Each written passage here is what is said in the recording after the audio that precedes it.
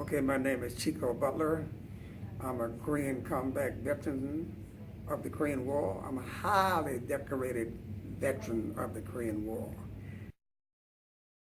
First of all, I appreciate each and every one of you for coming this afternoon and to hear my story. My main goal is not to leave this world as some of you guys, a lot of you know me as the guy that dance or the guy with his nice suits and always happy-go-lucky. The other side of me, nobody knows.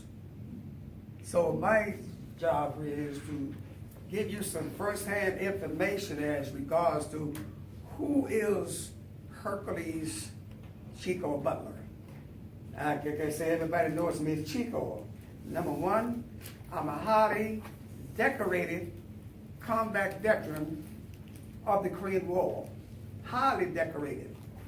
And if you would see this hat, when you get a CIB, that's a CIB. If you see movies or you see those big time journals, they all got a CIB. That means that you was in the thick of the battle. You wasn't sitting around peeling potatoes or shining shoes. Okay? I went in the military when I was 18. And I was one of the first blacks integrated in an all-white outfit because they had separate outfits. Majority of the men that fought that war in Korea were blacks. And when I got there, and I was integrated in this outfit, and I was in battle 6.5 months. It wasn't pretty. I mean, you know, a lot of you individuals may have a son, father, brother. You have some relatives in the military, and coming home, he's not able to communicate or tell you anything is what really happened to him in the military. I came home and I was not able to tell anybody what happened to me. I had 3 nervous breakdowns in combat. And while I was there, I was hospitalized 3 times. And what you guys have in your hand is my diagnosis. My diagnosis was anxiety reaction, better known as PTSD. And they sent me back into battle 3 times. They diagnosed us with PTSD, and they gave me a medication called Amitol. I don't know anything about Amitol. All they did. But I understand later Amitol is a narcotic. In other words, you have side effects, hallucinations. I'm only 18 years old. What do I know about medication? So in the process of all that, just forgive me for a minute, I regather my thoughts here because I have to really gather myself and let you know. And the reason I give each one of you information is because I don't want any of you individuals to think I'm sitting here or standing here telling you something has not existed. That's why I brought evidence to support my allegations. So when they removed me from the front lines, and in 1952, I didn't know my name. When I got back from Korea, I didn't know who I was. So on the way back home, when they discharged me, excuse me, Lavelle? Yes. This is the condition. I want Lavelle to read the condition that I was in, according to my mother. Who knows you better than your mother? Please, do read that. My mother speaks for me. My name is Maddie Wolf. I reside at 760 Coke Street, Cokesville, Pennsylvania, 19,320.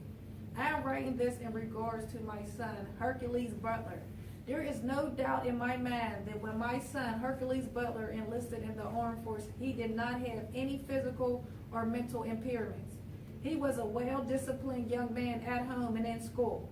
He had good spiritual values because he was brought up in the church.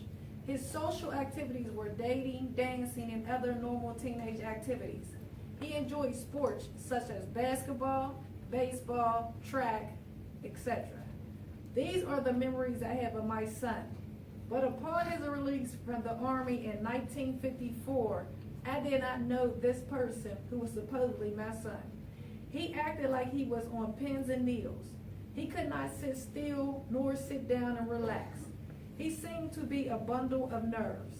He slept under the bed instead of in it. Sometimes I would find him asleep under or outside porch. I am still wondering what happened to my son in the Army. When he came home, he couldn't seem to talk about it. I remember that he went to the VA hospital for help, but they wouldn't give him any help. About 18 months after my son came home from Korea, he was arrested and charged with a murder. They held him so I couldn't see him for 6 days. He didn't have a lawyer or anything. They wouldn't let any of his family see him. They finally broke him down and made him confess to a crime that he didn't commit. He told me that those police in Coatesville, Pennsylvania, who were holding him, feel like he was back in Korea and being held prisoner by the Northern Koreans. I only wish my son could have received the help he needed when he came home from Korea. He surely was a troubled young man when he came back to me from Korea. Thank you. You're welcome. Thank you. Once again, like I said in a minute, once again, I didn't know who I was. And what you have in your hand was when my mother took me to the hospital. This is information my mother's giving me later on. That when she took me to the hospital, they told my mother that I wasn't service connected. They had diagnosed me with asthma. Asthma? I never had asthma. So what's this asthma? So they turned me down for service connection disability. At the same time, I'm convicted suicide. I'm sleeping in the street. I'm hanging out in the street. And if you individuals know something here is a lot of veterans is out there in the street. They commit suicide or they're homeless. A lot of the 35% of the men homeless are veterans because the Veteran Administration turns their back on these individuals. I think 25% of the veterans are in jail or in prisons, and the whole don't know why they're there. So let me go back to my story. Is this: the whole time when I came out of the Army, going through my psychological changes, I was arrested with 4 or 5 other people for a crime, like she just said. And when the police arrested me, I thought I was captured by the North Koreans. I never dreamt that I was being arrested for some crime. And the whole time I was in prison, I thought I was a prisoner of war. I thought I was captured by the prisoner of war. You couldn't convince me that I was in a state prison. I did 15 years in prison for not knowing just where I am. So when I get out of prison, which my mother took that letter and brought the church people, my mother and all of us, we came up in the church. That's all I knew was the church. I knew nothing else about the street. So my mother, like I said, she went to Harrisburg and pleaded my case, and that's how I got out of prison in 15 years. In the meantime, that when it referred me to the doctors I got out in 1972 from prison, and I went to the VA. They began to treat me for, like I say again, for anxiety, and they said all this. I had therapists, I had both psychiatrists, and they sent me inpatient to the hospital. Said, hey, you suffer with PTSD. I didn't know what PTSD was. I didn't know anything. I didn't know my name. So I go in, and when I come out, I'm being therapy. That's in 1980. That's when I began to come around and find out who I was. I didn't know. I was so shocked because I wasn't treated. I was suffering with all these conditions I was suffering with.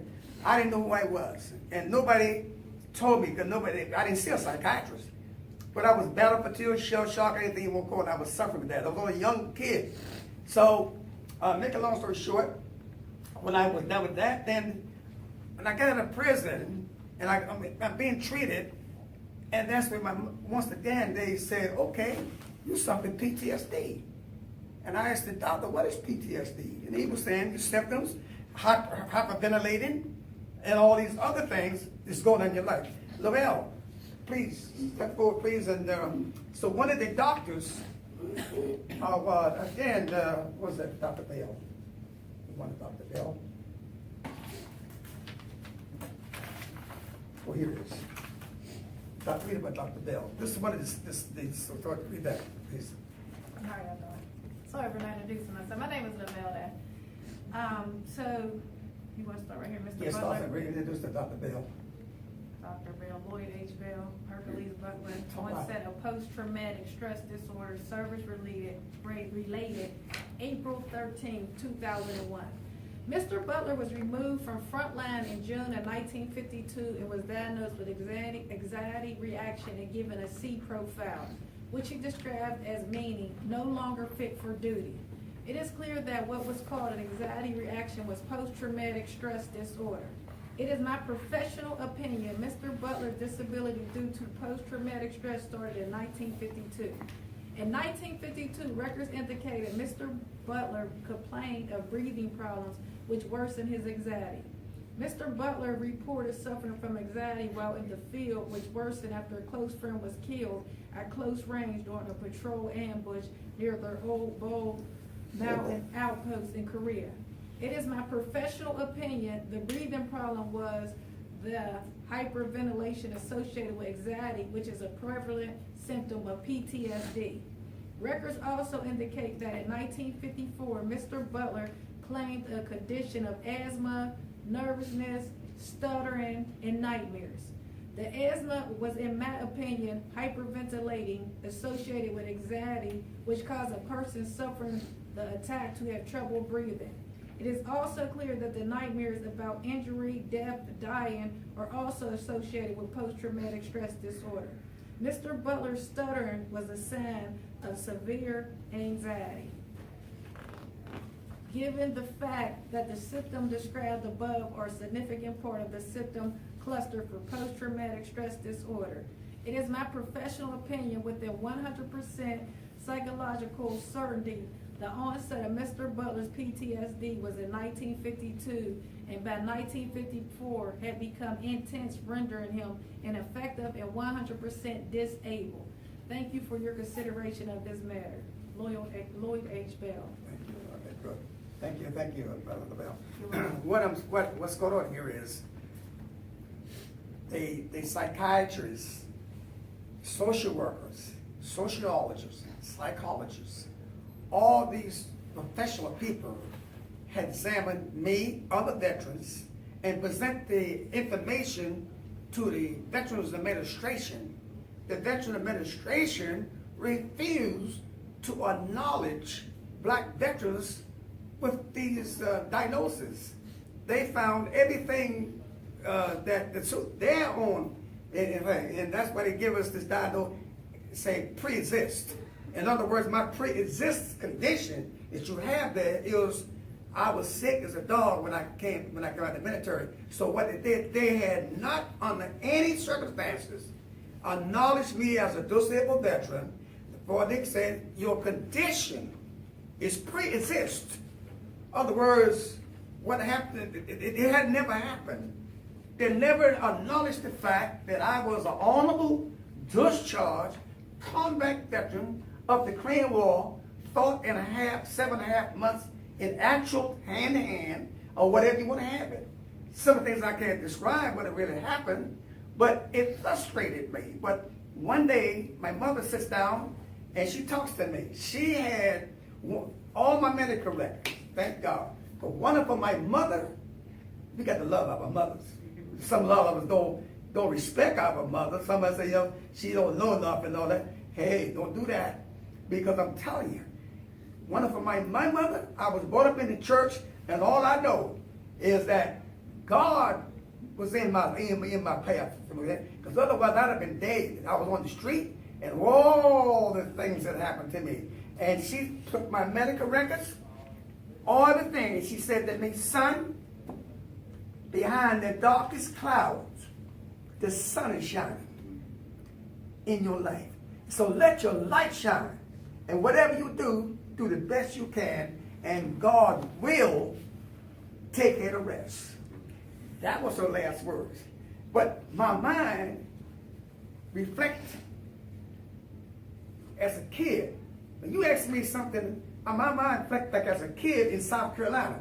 I had to take trips to South Carolina to regroup to see who I was after I found out who I was. Now, if I'm on parole, they put me on a lifetime parole. I've been on parole since 1972 with a lifetime parole.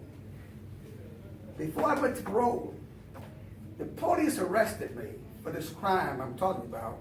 They held me 5 days, no charge, no warrant, and held me 18 months in jail before I seen the first attorney.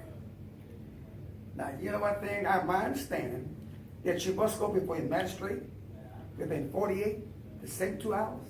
I was charged with robbery, burglary, and murder with 4 other people. So I was stole. I don't know. I'm thinking I'm being arrested for in Korea. I don't know. But that's what they said I was arrested with. And the guy that testified against me couldn't read. All right. Yet, to give you an idea what I look like. Now, I'm on parole. I've been on parole since 1972. Still on parole. I have to report to the parole board. Anytime I go out of town, I have to report.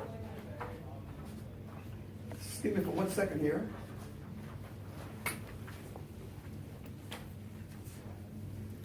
Pass them out.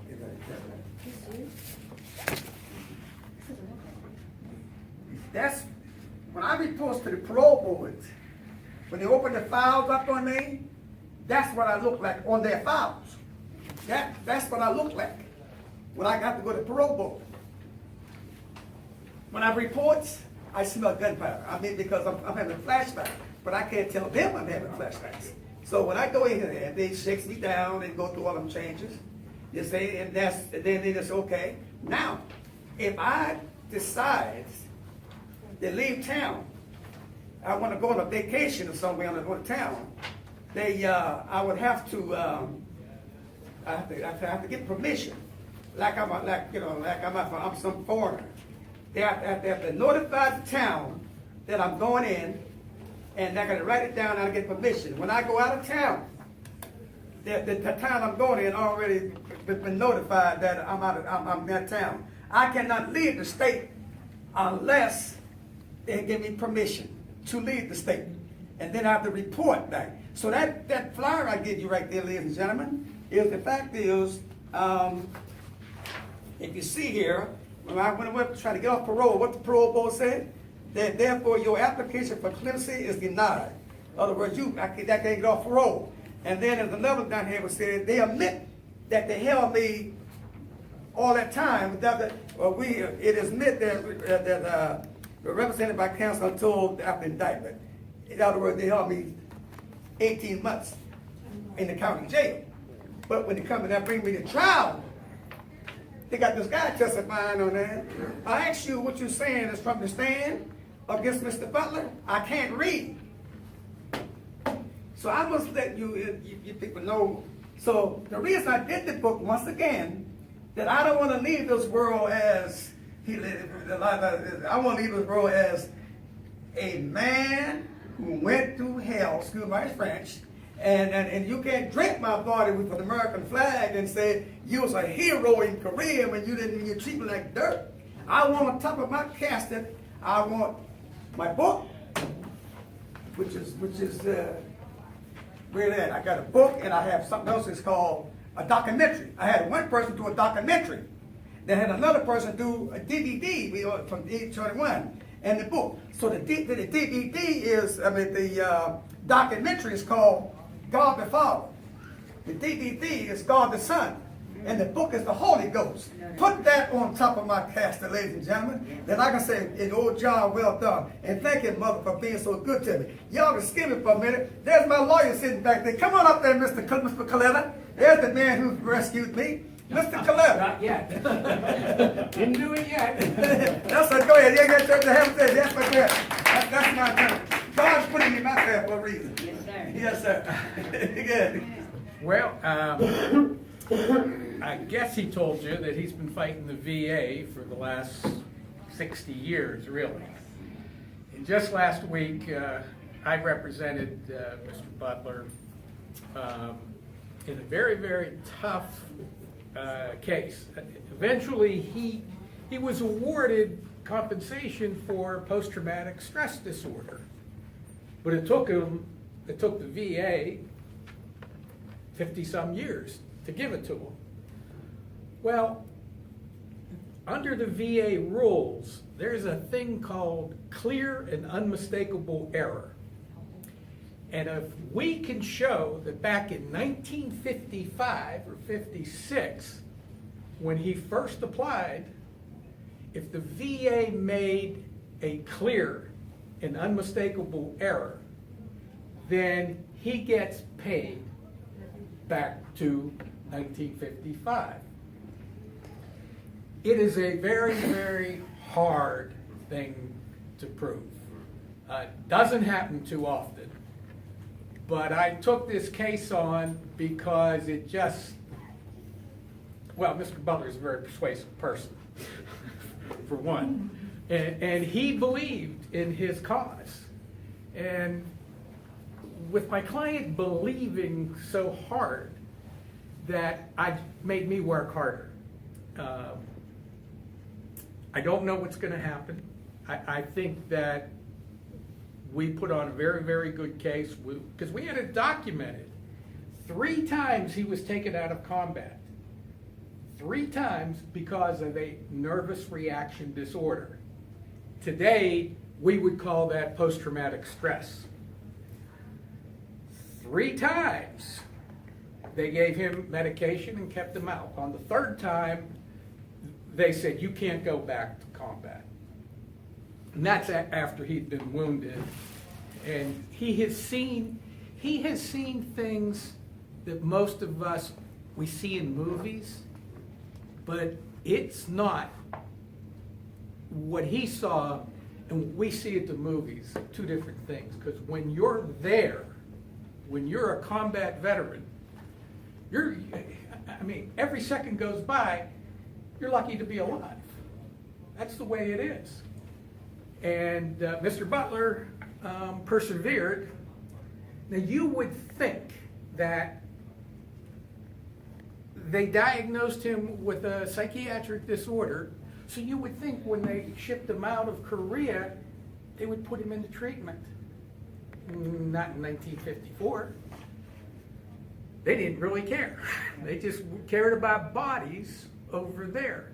I don't know if he told you, he was one of the first black soldiers to be integrated into a unit.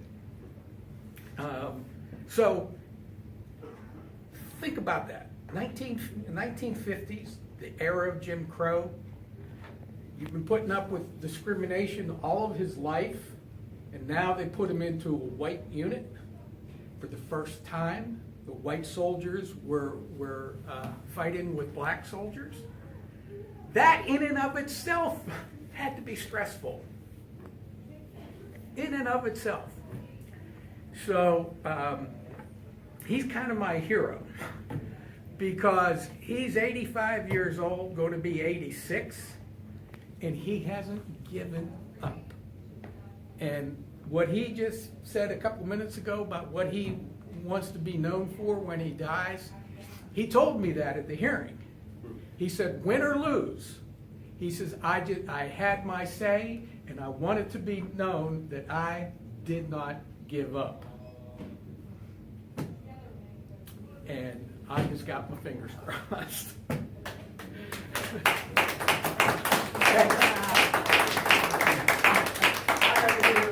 I got to get out.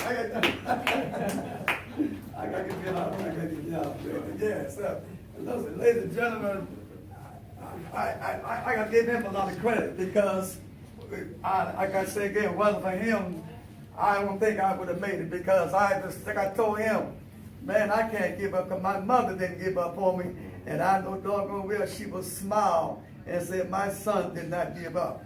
And my real name is Hercules, Hercules. And I can smile now because, like I said again, I didn't want to die and nobody knew who I was. That's what the purpose of that book was, to do the book to make sure when I'm gone, you can't say, well, he was a nice warrior, he was a nice dancer, he dressed nice, he had an outgoing personality. Hey, forget that, man, because I'll tell you, my soul is anchored in the Lord. See, and as long as my soul is anchored in the Lord, I can see tomorrow. And I remember a passage when I was a kid. My mother said when I used to go to Sunday school, and I remember John 3:16, God so loved the world that he gave his only begotten Son. And the miracle God performed for me was something says, God spoke unto Moses, speak unto the children of Israel that they'll walk on dry land through the midst of the sea. I'm walking on dry land through the midst of the sea. And y'all look at me now and say, smile, y'all, and thank you, Mr. Butler, for just being up there and telling your story. Because I'm telling you, all this stuff is no lie. And a lot of people won't believe it. So I ain't trying to sell no book to make no money. I just want to tell my story. I have accomplished my mission by telling my story. Books, y'all can buy a book if you want it. I ain't mad at you. Have a nice day and God bless you. Mr. Coletta, you're the man with the plan. Thank you very much. He said, I begged him to come up here. Because my hearing was this past Friday. And I've been up and down the ladder. I've been fighting that case for years. And a lot of people, a lot of veterans give up. They don't continue to follow up on their case. But my mother always said, son, don't give up. Just keep on fighting. And I'm telling you, and I'm going to tell you guys something. The whole time I was I call it not prison, compound. I didn't know where I was. I feel good now because I can look back and say, you know what? I didn't know where I was. I was dead all that time. But God performed a miracle for me to come back out here and look good as I look. Because I was sweet as that sugar honey, ain't got a chance. So thank y'all for coming, and I appreciate everybody. Mr. Coletta, I will take you to the meetings with me. I go to Vietnam meetings with the other veterans, and he's a genius. I mean, he's a genius because he took my stuff and analyzed it, the law part. Now, here's another thing. When I'm done, if I win this case, here's what's going to happen. I can go back to the county because they didn't follow due process law. They didn't know who I was.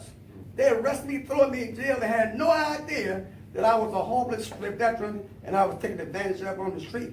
They didn't didn't follow due process of law. They violated my constitutional rights, civil rights, and every other right there is. So I still got a chance to go back to that and have another battle to fight. Thank you. Thank you very much for coming. We'd like to open the floor to questions if anybody has any. Anybody? Then I guess we will conclude. Good goes. And I guess you want to know why I wear a zoot suit? Here it is. I tell you why I wear these suits. Behind these zoot suits is pain. I'm in a lot of pain. I can see what that picture I just gave you would be like a bum. This is when I walked in the parole board. This is what I look like when I go into the city parole officer.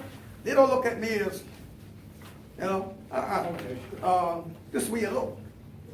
I look nothing like that. That's the devil there. Yes. So I appreciate that. And any questions? And I appreciate her because she brought me out here. Yeah, man. I mean, we don't get along for about 5 minutes. Yeah, you know, man. Even piece of work. Yeah, I mean, she's a minister, you know, on us. And the matter of fact is, like I said, from my own experience, I didn't know my name when I came back from Korea. And whether for my mother, I would have been dead. Like she said, I slept under the bed, under the porch, and even today, I can't stand like bright lights. If it's 4th of July and all that and flashbacks, I still have flashbacks. A heavy thunder, I still do that. Like Mr. Khalil said, a lot of you don't know what not only me, other veterans that go through something that what you experience. I mean, I don't think I was only a young boy. I was only 18 years old, and you can imagine me up there. The war is no joke. And it was an insult when you come back and the United States government don't want to take care of you. They want to, yes, sir. How were they able to put you back in after the second time that they diagnosed you? They diagnosed you twice and they sent you back in. And then it wasn't until the third time that they diagnosed you with the same disorder that they said, okay, no, we can't send you back in. Were they doing, what do you think they were just doing it just to, put you through more drama, more stress, see how much you get? Well, that's a very good question. The question was, why did it put you back in combat and all that? Number one, they were short of men, they were short of individuals. 85% of your men fought that war in Korea was black. And they just, like I said, the medicine they gave me was the wrong medicine, and they sent me right back up there. And It was just pretty much their go-go to get you back in. get you back up in the battlefield, get you back up there. And then after, but see, here's the thing with that is, every time they sent me up there, and I was there, I don't remember leaving. I wound up in a hospital. That's what I'm trying to explain to the state. If I was involved in a robbery, a burglary, and a murder that say I did, they'd have to carry me there. They'd have to carry me away from there. That was impossible. For me to commit a robbery, I might have been somewhere, I had a habit of getting out of my neighborhood and going elsewhere. And here's one thing I need like to say. My psychiatrist said to me, he said, Mr. Butler, what is it some of the things you like to do? Because you see a lot of just veterans playing basketball and all that. I said, I love to dance.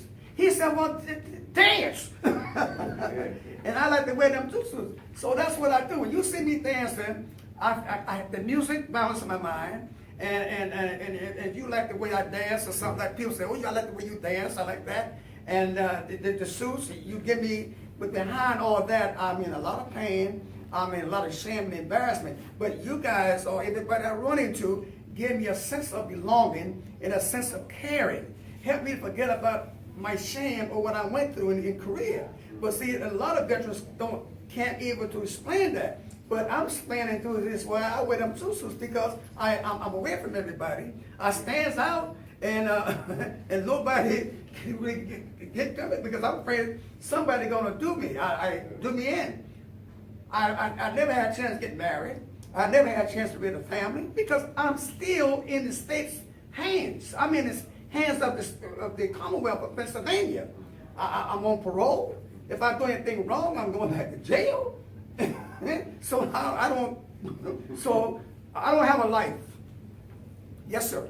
So have you talked to any other veterans, not just from Korea, but from Vietnam and World War II and the Persian Gulf and all that are black, that have experienced something that along the lines that you have?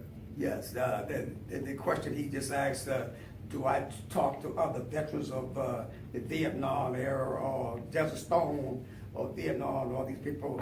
Yes, some of the stories I hear from these guys is you wouldn't believe. But a lot of guys are not able to tell this story, so they can go to drugs, they commit suicide, and they're not able to tell their story. I mean, but every soldier has a story. But every soldier not gonna get up and tell you a story. But so they just going to just fade away in the background, sit on the shore, and never give up. Jesus didn't give up on me, so why should I give up on myself? My mother didn't give up on me, so I speak of my mother. She was a fine sister. And that's what I said. But that's what I'm saying. Yes, sir. I wanted to know, why did you join the Army in the beginning? Oh, that's a very good question. He wanted to know is, why did I join the Army? At that time, in the 50s and all that, they was drafting a lot of my corner boys. And some of us was waiting for the draft, so we said, well, no, we're not going to wait for the draft. Because that's what we did back then. So 4 or 5 of us guys waiting for the draft, because my buddies was gone. So one joined the Marines, one joined the Army, and that's why it was. That's why I joined, because all my buddies was on corner boys, worked with, playing ball, school guys. We all went in the service. We didn't have no idea that what was going on in there. And you young, you don't care. You're young, you got it going on, and that's what it was. And I went in there, man. I took my training at Fort Jackson, South Carolina, and it was racist down there. There was 3, A company, B company, and C company. Out of basic training, they sent all the white boys to Germany and all the blacks to Korea. I'm telling you, when I went in the Army in July of '51, December I was in Korea, and it was 30 below zero. That's how cold it was over there, and 110 in the shade in the summertime. And some of the tragedies, I don't even want to talk about it. It was just, yes, ma'am. I want to ask you. Yes, I want the VA to acknowledge me as an honorable discharged combat veteran of the Korean War. Something they has not done. They has not really recognized me even as a veteran.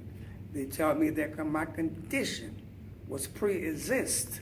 And I'm finding now, like I said again, for them to recognize me as an honorable discharged combat veteran of the Korean War.